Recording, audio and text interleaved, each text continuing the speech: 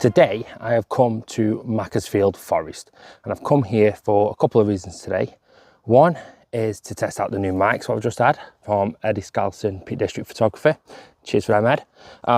Test out my new backpack, practice my cinematography skills, but mostly to test out this. This is the Wacaco Minipresso. It's a portable espresso machine. It's going to be fantastic, hopefully, for our brews reviews. So I brought it here today to test it out, to see how good it actually is, and can it produce the espresso that we want. So let's talk about what we get. Firstly, we get a little cup. This is your espresso chamber. That's where you'll put your coffee. And here is the water reservoir, and inside we get this little scoop if you want to use the scoop, but it's also your tamp, so you'll use this actually for tamping. I'm going to pop that in a cup for now.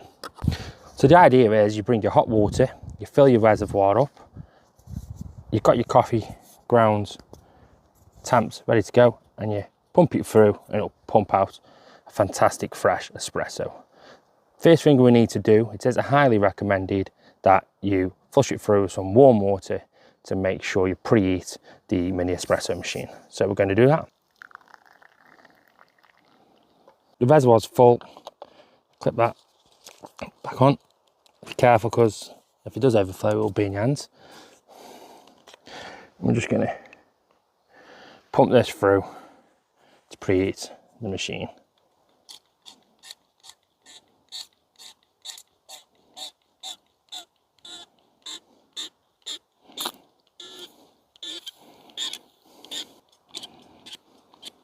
Okay, I'm happy with that. I'm going to go in with some coffee grounds.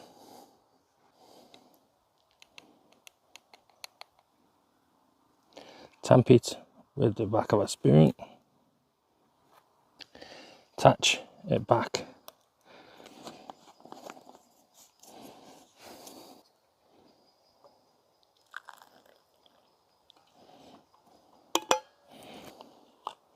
Get that back up. I would say it can be quite fiddly. Picked a spot full of flies, typical. So let's pump this through and get some fresh espresso. So the first couple of pumps is just priming the machine. And there we go, can you hear it?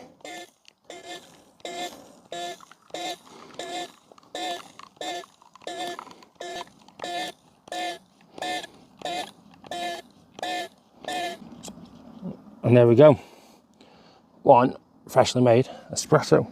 Now it's time for the taste test.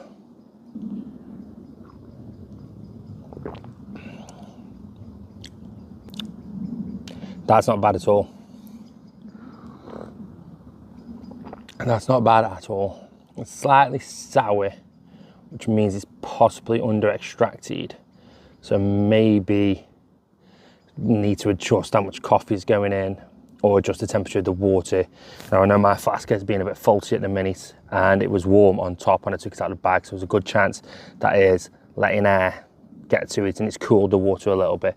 So I could do with probably a better flask just to make sure the water's hot. It's still hot, it's still very hot, but with the temperature being a couple degrees lower, it can affect the extraction, but that is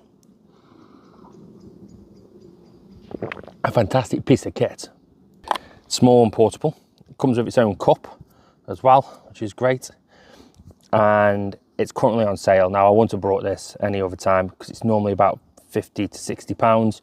I actually managed to pick this up for 35 pounds from quite a large retailer. The negative side is it's a bit messy. I've managed to spill water plenty of times and get water over my hands. Now, if that was boiling hot water, that could actually hurt and burn, but you know, that's probably just going to take a little bit of practice to make sure I'm putting the right amount of water in, etc.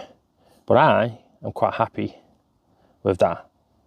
But that's it, me done today. If you have enjoyed this video and you want to see more like this, slipping here, there's a video here which is all about the best way to brew coffee out in the wild, but also there's plenty of walks on the channel, and YouTube might suggest one here for you.